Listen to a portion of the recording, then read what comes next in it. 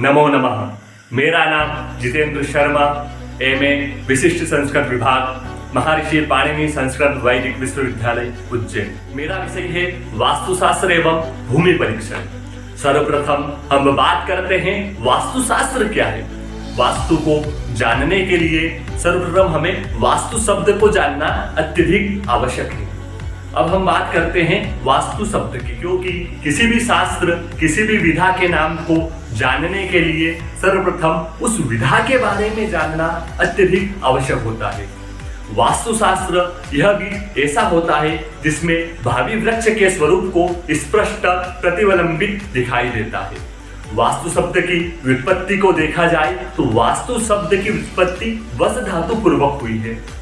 प्राणिनो यत्र वसंति वास्तु, जहां पर प्राणी निवास करते हैं उसे वास्तु कहते हैं। अब प्राणी कहाँ निवास करते हैं, तो बोले जिस स्थान पर प्राणियों यानी जन निवास करेंगे उसी को वास्तु कहा जाएगा। अमरकोश ने ग्रह के लिए नियत भूमि को वास्तु कहा है। ऋग्वेद में देखा जाए तो वास्तु शब्द का प्रयोग भवन अथवा ग्रह के लिए किया गया है। सामान्यतः वास से संबंधित शास्त्र वास्तुशास्त्र है। वास का अर्थ केवल स्थान या भवन से नहीं अपितु वास हेतु आवश्यक उपकरणों, फर्नीचर इत्यादि से माना गया है। विश्वकर्मा के अनुसार देव, मनुष्य तथा पशु आदि जहां निवास करते हैं उसी को वास्तु कहा गया। अब हम बात करते हैं भूमि परीक्षण की। वास्तुशास्त्र में भूमि परीक्षण को भी अत्यधिक उपयोगिता माना गया है, क्योंकि बिना भूमि परीक्षण के मनुष्य निवास कैसे करेगा। जब तक मनुष्य उस भूमि के बारे में नहीं जानेगा तब तक उसे कैसे बोध होगा कि यह भूमि मेरे लिए लाभदायक है या यह भूमि मेरे लिए हानिकारक है। यूं तो हमारे वास्तुशास्त्र में भूमि परीक्षण को अनेक प्रकार से बताया गया है।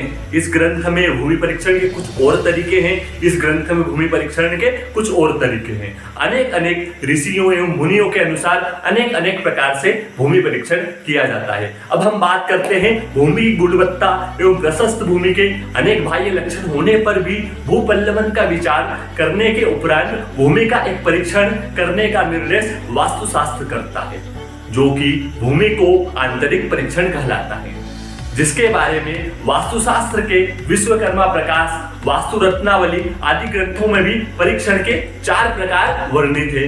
उन्हीं 4 प्रकार में भूमि परीक्षण के क्या क्या लाभ, क्या हानि होगा, इन सभी बातों का ज्ञान हमें वास्तु से ही प्राप्त होता है। तो भूमि परीक्षण की विधियों को अब हम स्पष्ट करेंगे कि कौन कौन सी भूमि परीक्षण की विधियां। हम बात करते हैं जुती हुई भूमि में बीज बोकर किस प्रकार भूमि परीक्षण किया जाए।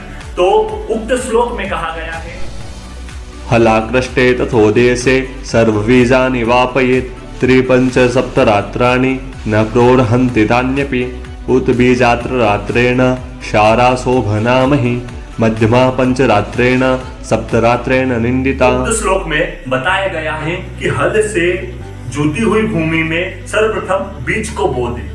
बीज बोने के बाद वहां देखा जाए कि बीज कितने दिन में उग रहा है। अगर वह बीज 3 दिनों में उगता है तो वह भूमि उत्तम रहेगी, और वही बीज अगर 5 दिनों में उगेगा तो वह भूमि मध्यम रहेगी, और वही बीज अगर 7 दिनों में उगेगा तो वह भूमि अधम रहेगी। इसी प्रकार इस बात का ज्ञात किया जाता है कि हमारे लिए यह भूमि अत्यधिक लाभान्वित होगी। वो 3 दिनों में बीज उगेगा तो वह भूमि लाभान्वित है, 5 दिनों में उगेगा तो वह मध्यम है, और जहां 7 दिनों में उगेगा वहां पर हमें वास्तुशास्त्र के अनुसार घर का निर्माण नहीं करना है। यह हुआ प्रथम परीक्षण। इसी प्रकार अनेक ऋषियों ने, अनेक आचार्यों ने अपने अपने स्वविवेक से, अपने अपने मत के अनुसार भूमि परीक्षण के लाभ एवं हानि को स्पष्ट किया है। इसी प्रकार जब तक हमें वास्तुशास्त्र का बोध नहीं होगा तब तक हमारे कार्य सफल नहीं हो पाएंगे। हमें किस दिशा में क्या कार्य करना है, किस जगह पर करना है,